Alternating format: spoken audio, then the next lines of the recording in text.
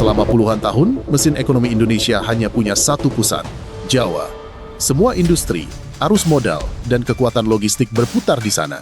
Namun di tahun 2026, suara mesin baru mulai terdengar pelan di awal, lalu semakin keras dan sulit diabaikan. Mesin itu bukan berasal dari Sumatera, bukan pula dari Kalimantan, melainkan dari Sulawesi. Sebuah pulau yang selama ini kerap dipandang sebagai daerah penyangga, kini justru sedang mengambil peran strategis dalam peta ekonomi nasional.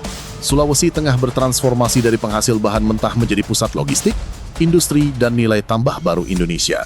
Dan hari ini, kita tidak akan berhenti di permukaannya saja. Kita akan membedah apa yang sebenarnya sedang terjadi. Kenapa pergeseran ini berlangsung cepat, dan mengapa Sulawesi berpotensi menjadi salah satu kunci menuju Indonesia Emas 2045.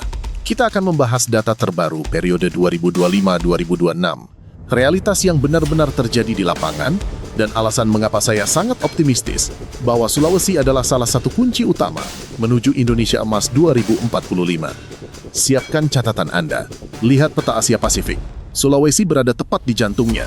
Secara geopolitik, jika kita tarik garis dari Australia ke Cina, lalu dari Samudra Pasifik ke Samudra Hindia, titik pertemuannya berada di alur laut Kepulauan Indonesia, ALKI 2. Data kuartal terakhir 2025 menunjukkan tren yang sangat menarik. Ketika ekonomi global melambat akibat ketidakpastian suku bunga dan dinamika di Eropa, kawasan timur Indonesia yang dipimpin Sulawesi justru mencatatkan pertumbuhan di atas rata-rata nasional. Apa pemicunya? Bukan lagi sekadar konsumsi rumah tangga, melainkan investasi aset tetap atau capital expenditure. Investor asing, terutama dari Asia Timur, kini tidak lagi melihat Jawa sebagai satu-satunya pilihan. Mereka membutuhkan pasokan energi, akses langsung ke bahan baku, dan pelabuhan laut dalam. Dan Sulawesi memiliki ketiganya. Di tahun 2026 ini, kita menyaksikan transisi besar dari ekonomi ekstraktif gali, lalu jual menuju ekonomi bernilai tambah. Prosesnya memang tidak mudah, penuh kritik, bahkan terasa berdarah-darah. Namun arah besarnya sangat jelas, industrialisasi. Sulawesi sedang bertransformasi dari pulau kakao dan cengkeh menjadi pulau baterai dan logistik. Ini adalah fondasi ekonomi yang tidak mudah digoyahkan oleh isu politik sesaat. Dan urat nadi dari semua ini adalah logistik dan infrastruktur. Kita masuk ke pembahasan teknis. Karena infrastruktur pada akhirnya adalah cerita tentang bagaimana barang di piring makan Anda bisa menjadi lebih murah. Bintang utamanya adalah Makassar Newport. Dulu, kontainer dari Papua atau Maluku yang ingin diekspor ke Cina atau Eropa harus singgah terlebih dahulu di Surabaya atau Jakarta. Proses double handling inilah yang membuat biaya logistik Indonesia menjadi salah satu yang termahal di ASEAN. Dengan Makassar Newport beroperasi penuh, jalur itu dipangkas. Makassar naik kelas menjadi international hub. Kapal raksasa pos Panamax kini bisa sandar langsung. Ini bukan sekadar soal pelabuhan. Ini adalah soal kedaulatan logistik.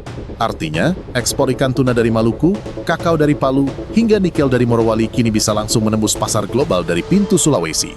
Lalu lihat kereta api Trans Sulawesi. Jalur Makassar Parepare yang sudah beroperasi bukanlah kereta wisata. Ini adalah tulang punggung angkutan logistik semen dan komoditas.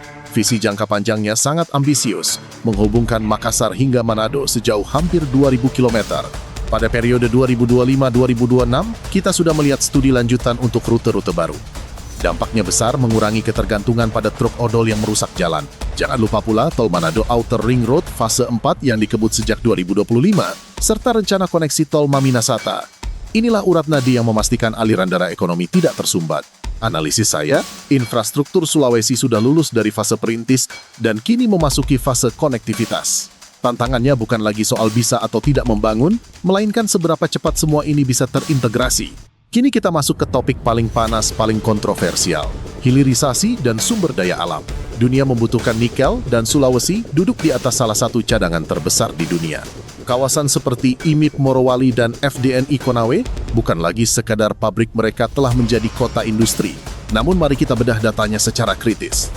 Pada 2025-2026, narasi hilirisasi bergeser. Jika sebelumnya fokus pada NPI untuk baja tahan karat, kini tekanannya ada pada MHP dan prekursor baterai kendaraan listrik. Kenapa ini penting? Karena nilai tambahnya sangat berbeda. NPI menguntungkan, tapi baterai EV nilainya jauh lebih besar. Meski demikian, kita harus jujur. Kritik keras soal lingkungan dan keselamatan kerja memang ada. Data kecelakaan kerja sempat menjadi sorotan. Namun justru dari sini optimisme saya muncul. Pemerintah dan industri mulai menyadari bahwa pasar global khususnya Eropa dan Amerika menuntut green nickel. Jika nikel Sulawesi diproduksi dengan energi kotor, Tesla dan perusahaan sejenis tidak akan membelinya. Karena itu, di 2026 kita melihat tren investasi baru, smelter yang lebih ramah lingkungan, penggunaan gas LNG, serta penerapan standar ESG yang lebih ketat. Ini bukan hambatan, melainkan peluang. Ini memaksa industri di Sulawesi untuk naik kelas. Sulawesi bukan lagi tempat pembuangan teknologi usang, melainkan laboratorium metalurgi canggih.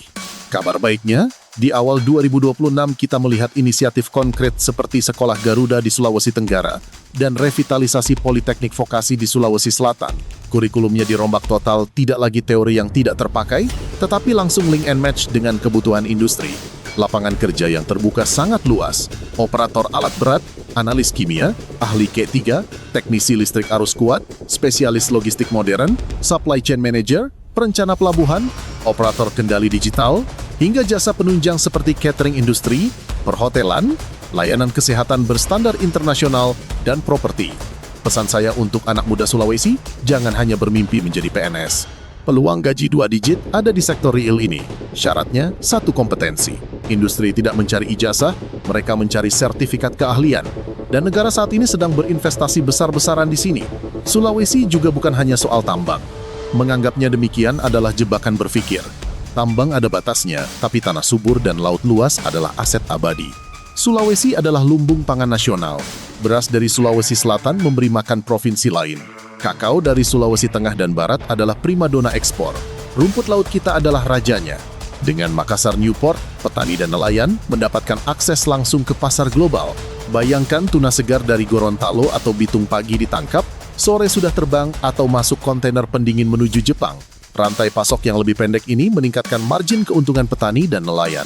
Di 2026, kita juga melihat hilirisasi pangan.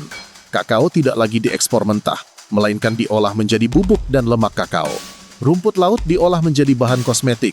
Ini menciptakan lapangan kerja padat karya di pedesaan dan menjaga keseimbangan agar tidak semua orang berbondong-bondong ke kota industri. Sebagai penutup, mari kita rangkum semuanya dalam satu visi besar.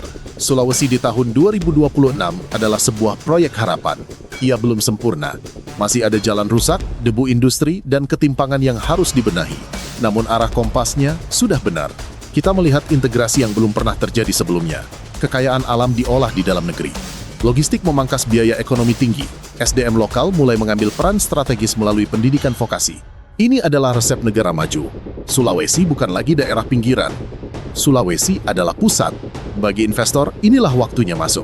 Bagi profesional, inilah waktunya pulang dan membangun tanah kelahiran. Bagi pemerintah, inilah saatnya memastikan regulasi berjalan adil. Apa yang kita lihat hari ini di Sulawesi bukanlah cerita tentang proyek sesaat, apalagi euforia jangka pendek. Ini adalah proses panjang yang sedang mengubah arah ekonomi Indonesia secara perlahan namun pasti.